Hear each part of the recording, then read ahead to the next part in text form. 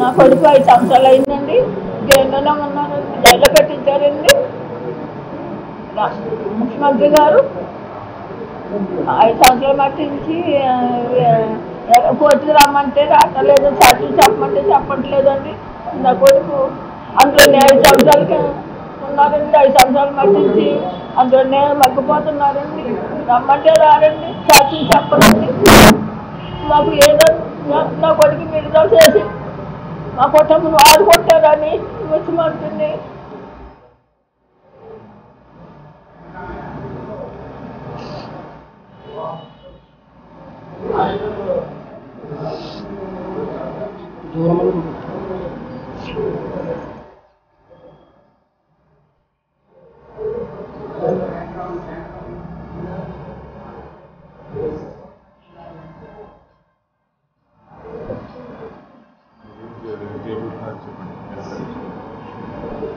నా కొడుకు జైల్లో పడి ఫోన్ చేశారండి. అమ్మ నేను ఇక్కడ దీక్ష చేస్తున్నాను, అమ్మయ్య నువ్వు వెళ్ళి విజయవాడలో రక్ష చేయండమ్మా అని చెప్పారండి. నాకు శ్రీనివాసులు చేస్తామండి అని వచ్చేది చెప్తున్నాడు. మేము ఎల్లమండి ఇక్కడే ఉంటామండి.